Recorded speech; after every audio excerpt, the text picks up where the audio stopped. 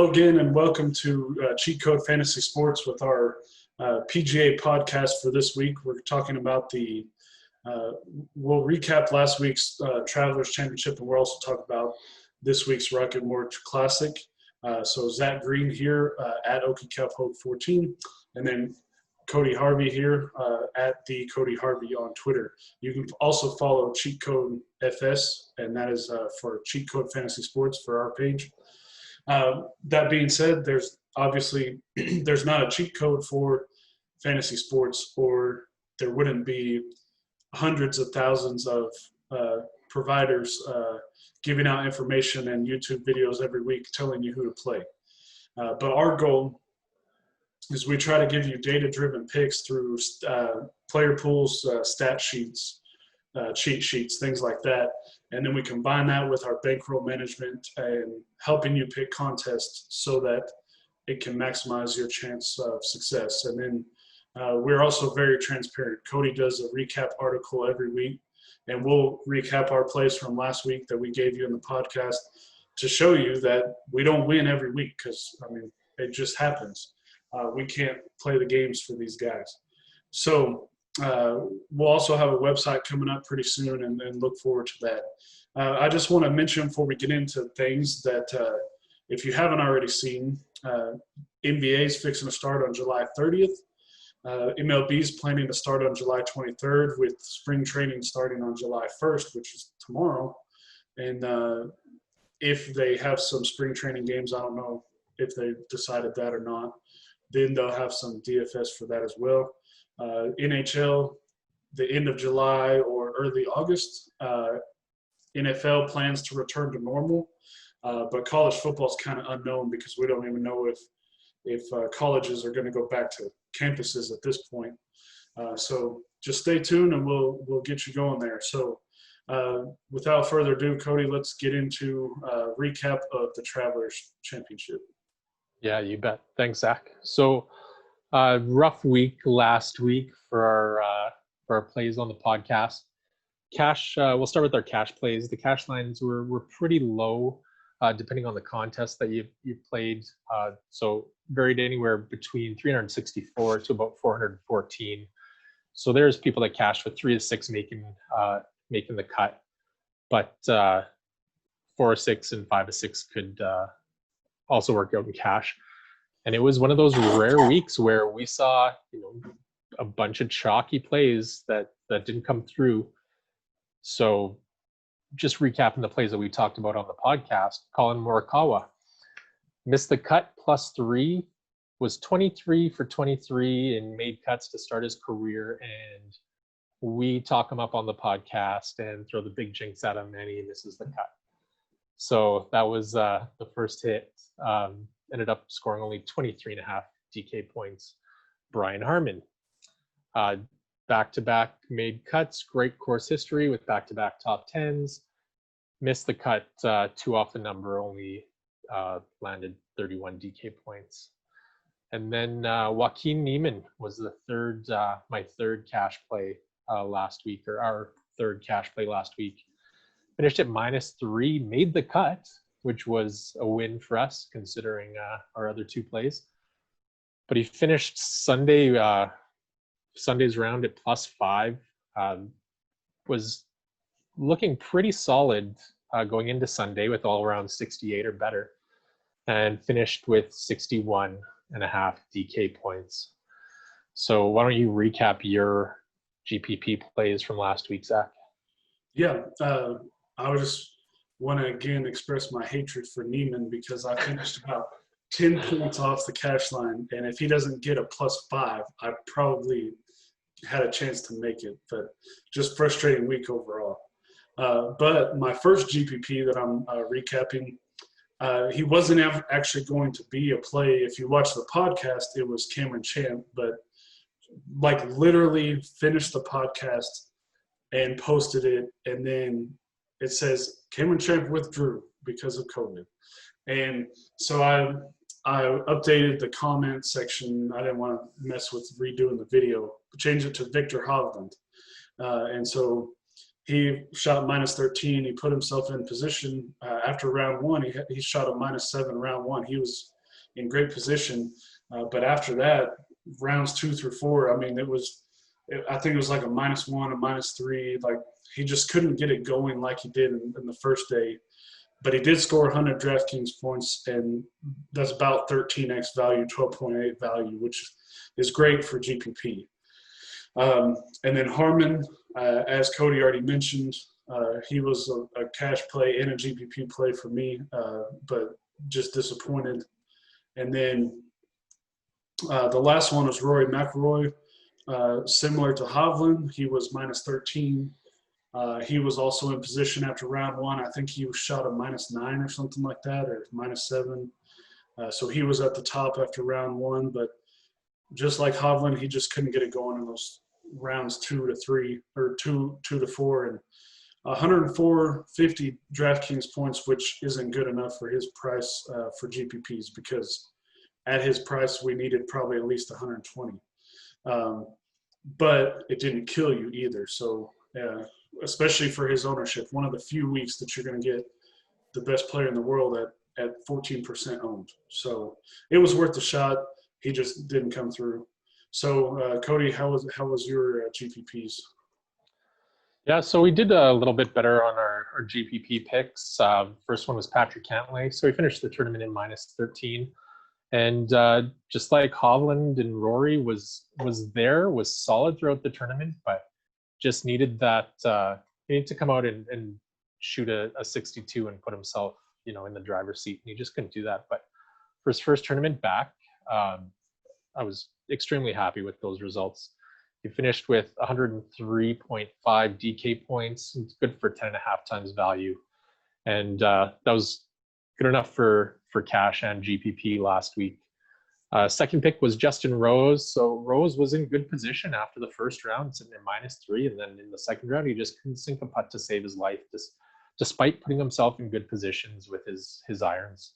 So he ended up missing the cut, only got 27.5 DK points out of him. And then the third was Sergio. So Sergio got off to a good start. He kind of had bookend good rounds, finished at -10, but those Friday, Saturday rounds were just kind of meh. Finished with 78 DK points, good for 9.2 times value. So to recap, cash and GPP plays, it was overall, not a great week.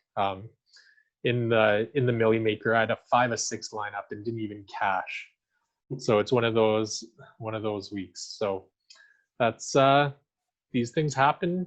That's why we talk about bankroll management. We talk about contest selection, and that's one of the things that Zach and I are stressing to the guys on our team is, we got to make sure that we're transparent.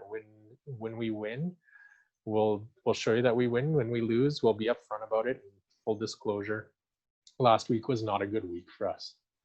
So all we can do is move on to the next one, and that brings us to this week's Rocket Mortgage Classic.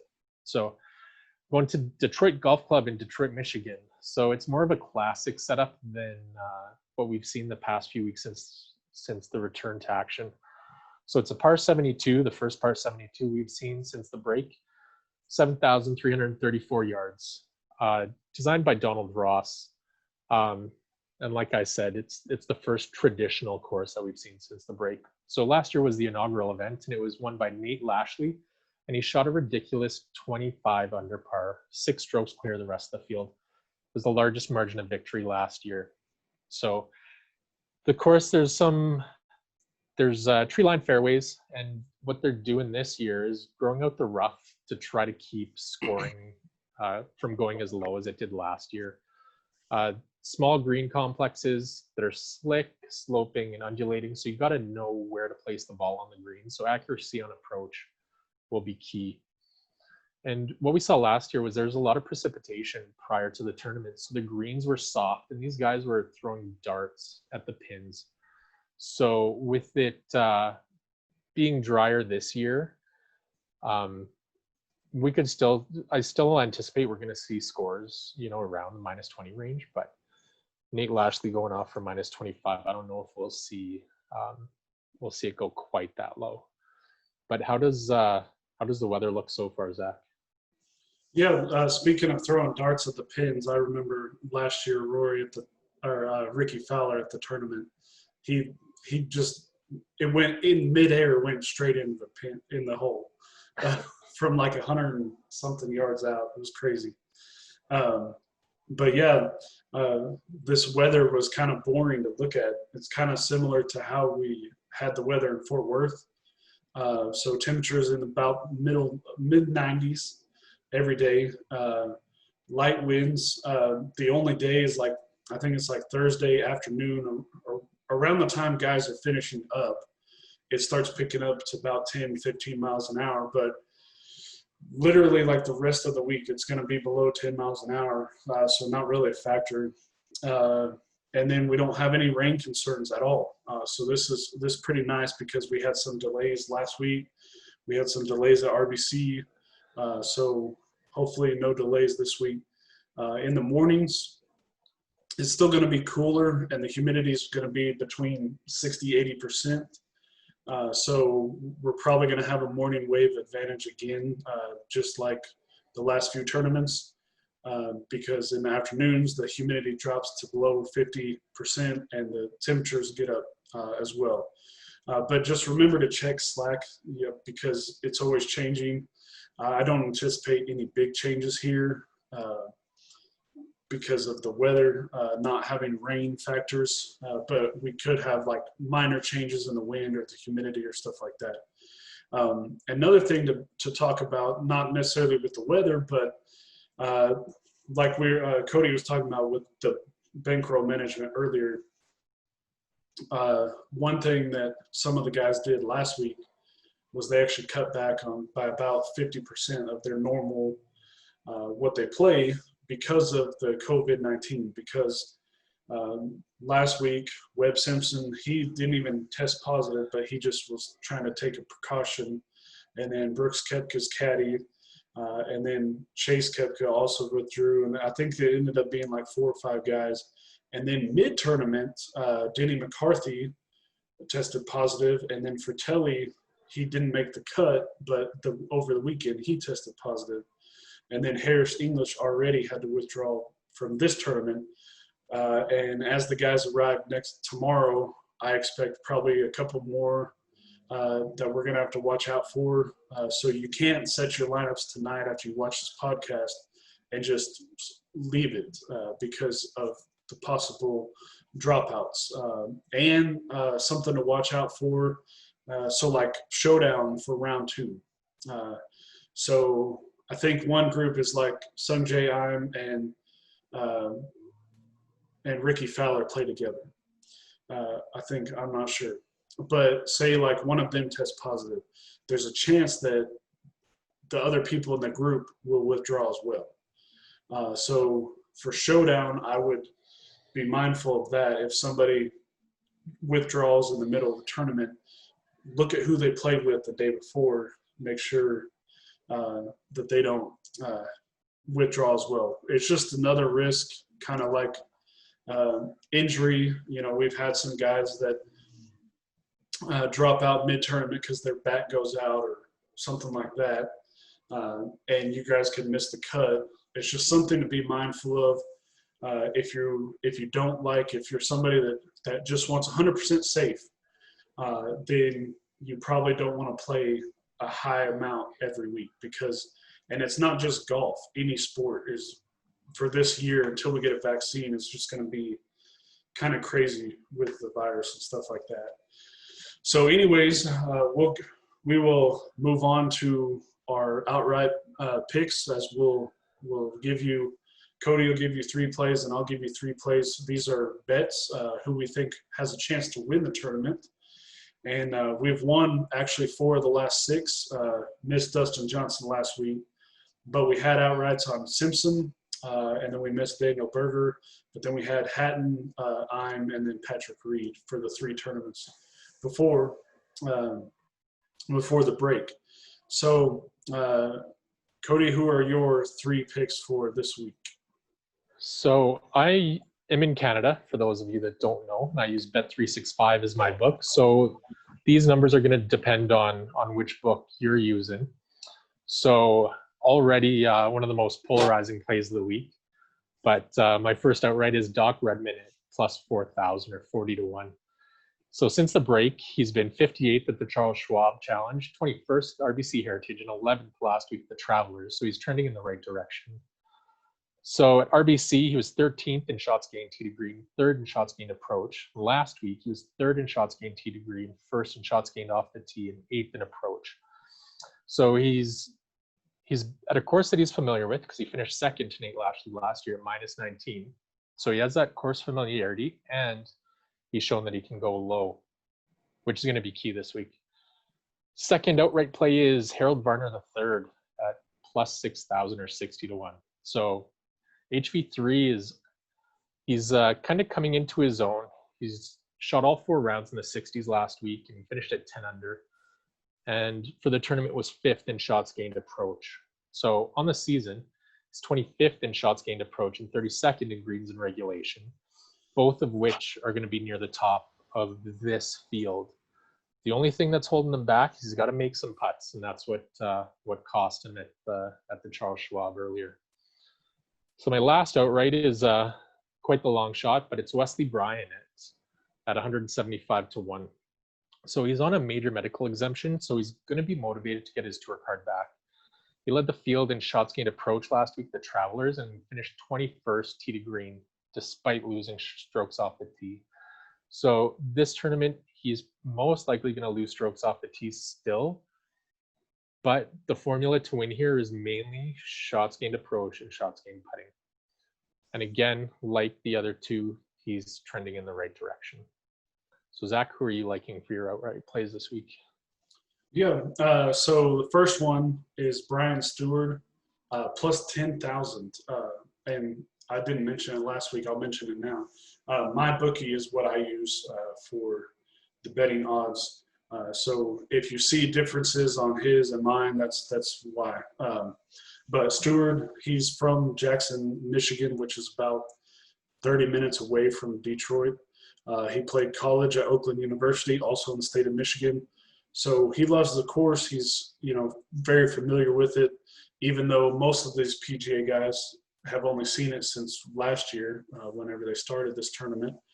He comes in 22nd on my model, and then he's 5th in driving accuracy, and he's pretty good on the PO8 greens, and he had a 5th place finish here last year. And then the next one, Cody kind of already mentioned that he likes Redman, but I kind of like Brendan Todd, and the reason is they were both the same price last week, and we'll get into that later. But Brendan Todd is plus 8,000 odds, and to me, it's one of those I'm like, why are the odds so high? I mean, he did great last week until Sunday, and really Sunday it was just that one hole where he got a +3. And it's kind of a similar course. So why is he so high up there on those odds? So it's worth taking a shot on it. He comes in 9th on my model. He's 3rd in driving accuracy. And then, like I said, he didn't really make mistakes last week. 51 of 56 fairways hit. And as Cody mentioned, with the rough being a little thicker, you want to make sure you hit the fairways. So I'll take somebody at those odds that was one of the best golfers on the course last week, and especially because last week was a much tougher field than it is this week. So he's not going to be Dustin Johnson's not going to be fighting him this week, and some other big names are out of it as well. And the last one is Rickie Fowler at plus 3,300. This is just kind of a gut feel here. I was thinking about Ime or Hadwin as well, kind of this range. But something just keeps pulling me back to Fowler. He missed 2 cuts after the break. He took a week off last week, and he played here last year. And so, not a lot of guys played here last year. So it's going to pay off for those that have seen this course before and they kind of know how it plays. And it's a perfect course for him to get back on track. He's been pretty good historically on POA greens. And so, of course, he also goes to Oklahoma State or went to Oklahoma State. So that's an added bonus. And he's actually sponsored by Rocket Mortgage as well. So that could be a benefit as well. This week we're kind of changing things up. We did just give, I give 3 plays for GPP and Cody gives 3 for GPP, and we kind of came together on cash plays. But this week we decided to also do his 3 separate cash plays and my 3 separate cash plays to kind of give you guys more options, so that if something happens like with Morikawa, we're not all locked in on that, and it just kind of gives you guys more options, especially if you're trying to learn some things here and things like that. So Cody, go ahead and talk about your cash plays, and also just mention a little bit of kind of how you're going to build your cash lines this week. Yeah, for sure. So I think when we look at lineup construction for cash, I always end up going towards the balanced builds. And I think this week is no exception. But I think with GPP builds this week is where we can discuss what are the pros and cons between going a stars and scrubs type build or a balanced build. But for cash plays, so Mr. Polarizing already, we just had our ownership and point projections posted in Slack before we're recording this, and people are already talking about my boy Doc Redman. So Doc comes in at 8,500 on DraftKings, 10,000 on FanDuel, and 29 on Yahoo. And as I mentioned previously, in the outright section, he's trending in the right direction. He's had better results each week. He's made all 3 cuts since the break. I like looking at trends for this, and all 4 rounds were in the 60s last week, and he closed with a final round 63, which is just stellar when you're looking for closing out tournaments. He was second last year to Nate Lashley. He was minus 19, so we know he can go low and put some birdies and eagles on the board. So he's priced up from previous weeks. And, for those of you that don't know, DK uses an algorithm to set their pricing. And the field is much weaker than what we've seen the past few weeks. Plus his upward trend, it makes sense that he's priced up. From our ownership projections, he's projecting to be quite highly owned, which is fine for cash games. But I wouldn't be surprised if some of that ownership comes off later on in the week, with people a little bit wary of clicking on him at 8,500 on DK. Second cash play is Lucas Glover. So Lucas Glover is 8,400 on DraftKings, 9,800 on FanDuel, and $30 on Yahoo. Since the break, he's finished 23rd, 21st, and 20th. So again, he's trending in the right direction. Shot a final round 63 last week, and he ended up 4th in shots gained approach for the tournament last week as well. So all of those things are pointing at Lucas Glover being another solid play this week. My last cash game play is going to be Will Gordon. So 7,300 on DraftKings, 9,100 on FanDuel, $20 on Yahoo. So to a lot of people, Will Gordon kind of came out of nowhere, but he's finished 21st or better in 4 of his last 5 tournaments. And the kid's going to be motivated because he wants that full-time tour card. So he's in the same position as Doc Redman was coming in here last year. So he's 13th shots gained tee to green last week, and I think it's 7,300 with the results that he's had in his limited tour plays. I'm liking the way that he kind of rounds out that cash build for me. So who are you liking for your cash plays this week, Zach? Yeah, so the first one is Adam Hadwin, DraftKings 8,200, FanDuel 9,800, and then Yahoo 36. He comes in 3rd in my model. He's made 9 of 10 cuts this year. Took off last week, but he made the cut the 2 weeks before that, since we came back from the break. Finished like in the 40s, so he didn't have a great finish, but he made the cut, which, as you guys know, if you've been playing DraftKings cash games, the goal is just to try to get as many as you can to make the cut. 23rd in driving accuracy, and then 59th in the good driving percentage. But then the rest of the stats that I like for this week, he's 40th or better, which is the strokes gained approach, strokes gained putting, par breakers, and then birdie to bogey ratio.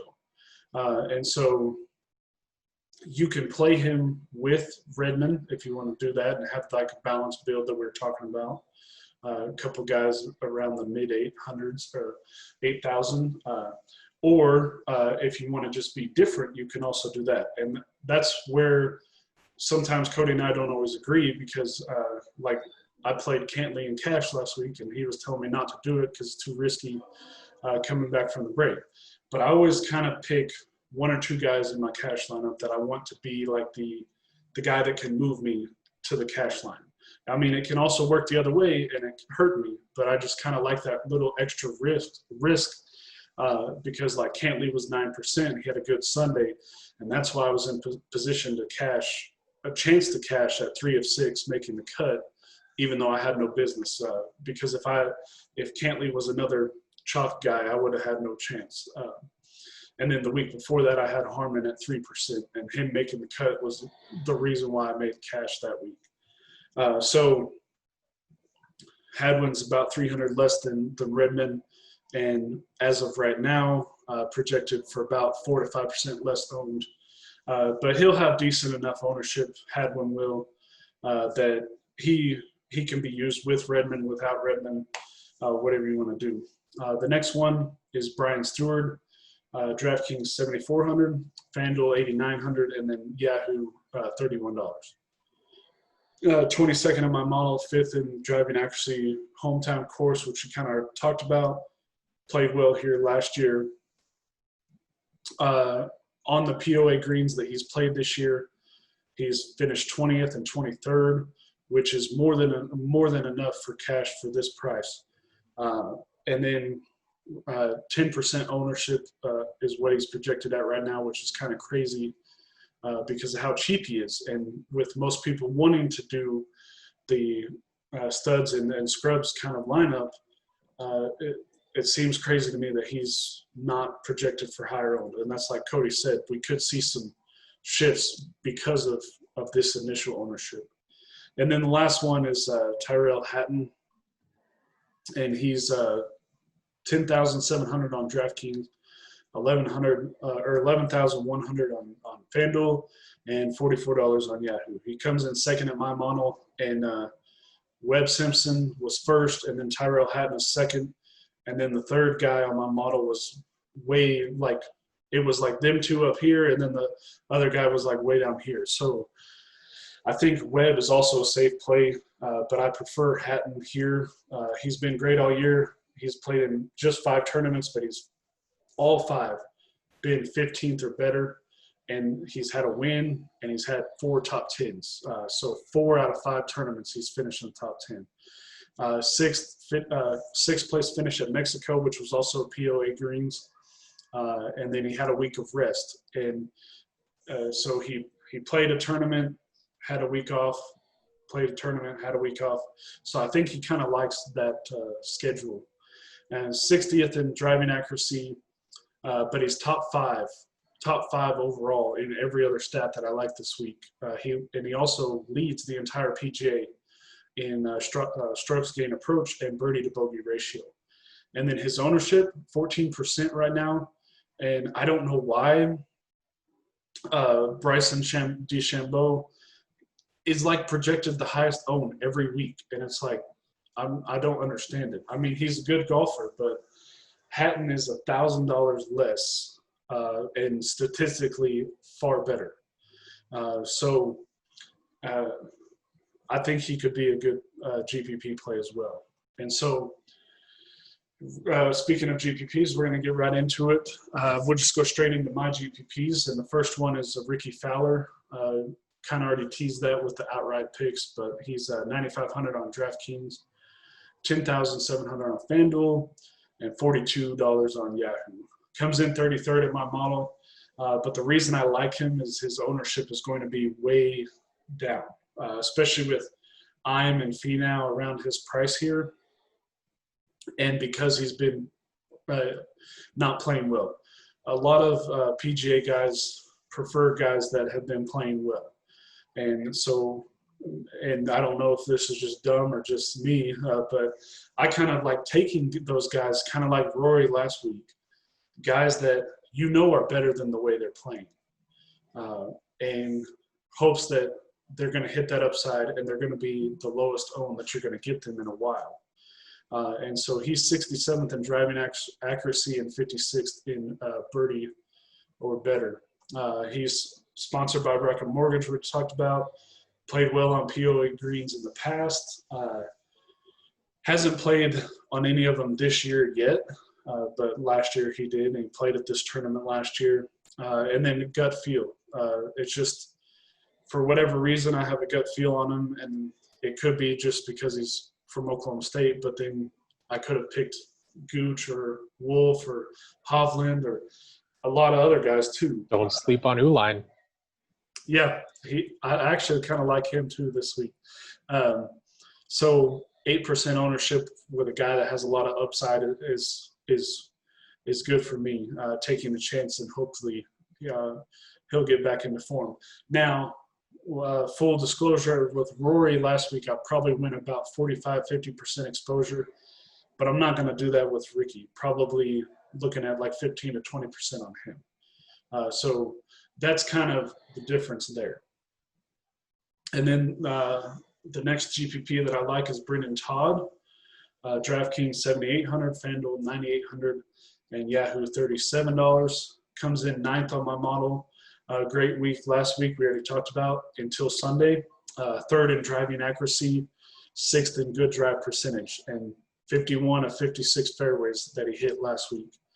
One of the best golfers on the course last week with a much tougher field. So as long as he's not too disappointed from that Sunday performance, he should be pretty well here. And so this is where I was talking about with Redman versus Todd. They were both the exact same price at $6,700 last week. And Todd, now correct me if I'm wrong, I think he still finished higher than Redman did last week. And Redman went up to 8,500, but Todd only went up to 7,800. And I thought Todd was going to be chalk this week because of his performance last week. But current projections are only coming in about 8%, and then 19% for Redman. And so you're talking about $700 discount and about 12% ownership discount for a guy that did really well last week. Let me go ahead and both were T11 last week.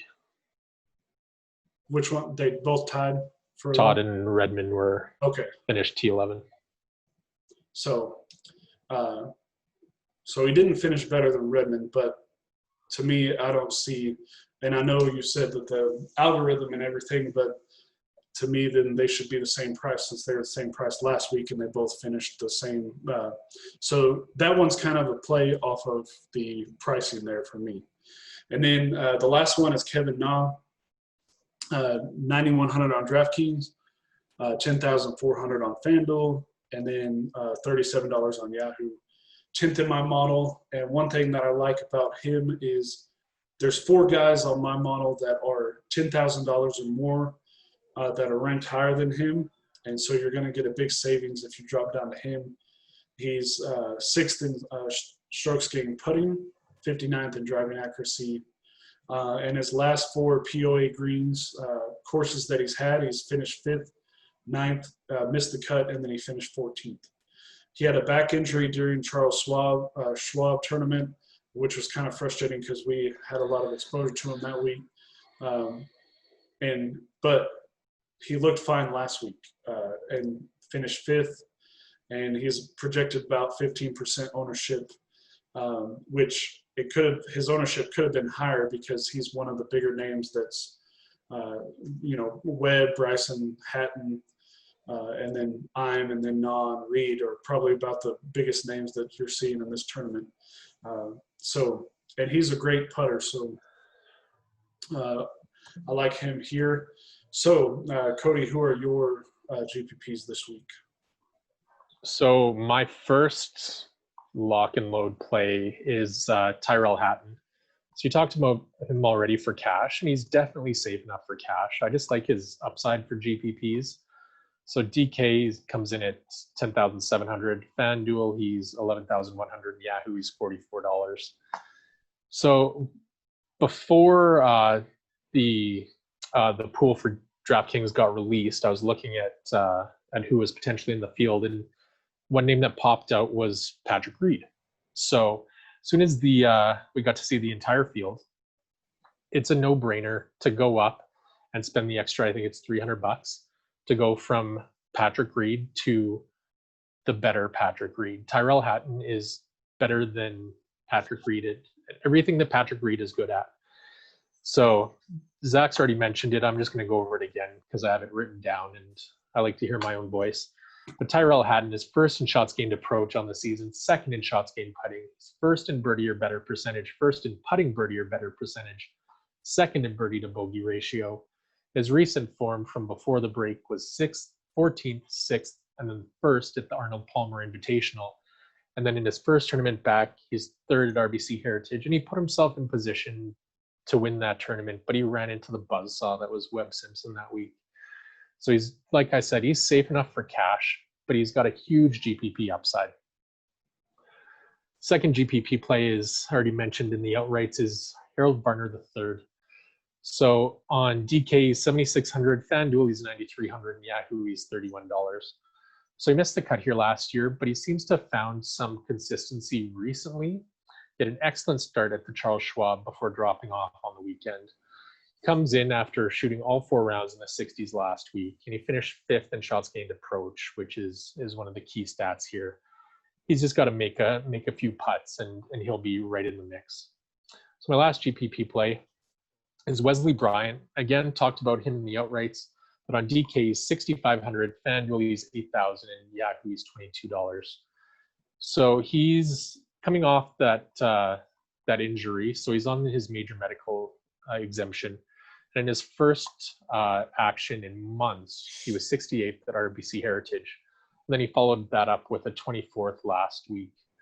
So I mentioned it already, but he led the tournament in strokes gained approach last week by over a full stroke.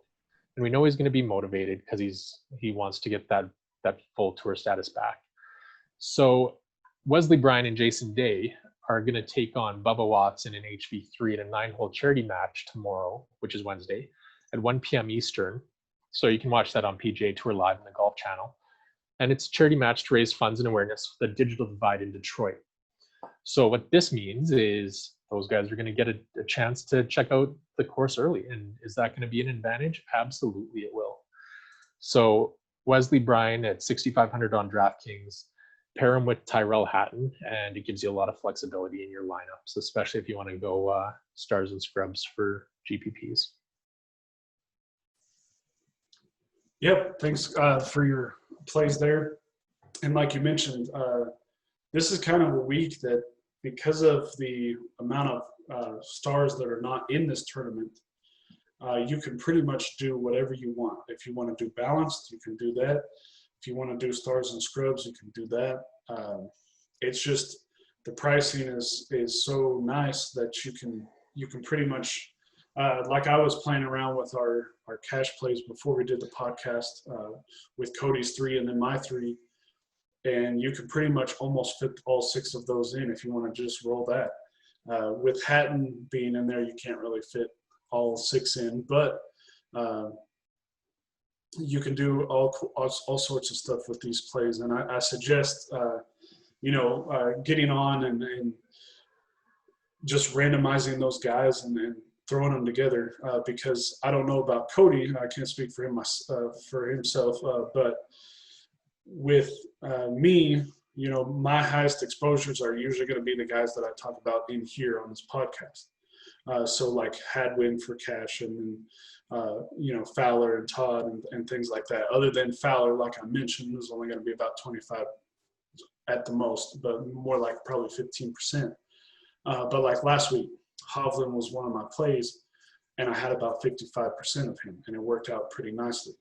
And it would have worked out nicely with Scheffler. I had him, but he missed the cut barely. So kind of talk about if that's kind of the same for you, Cody, or how you do it.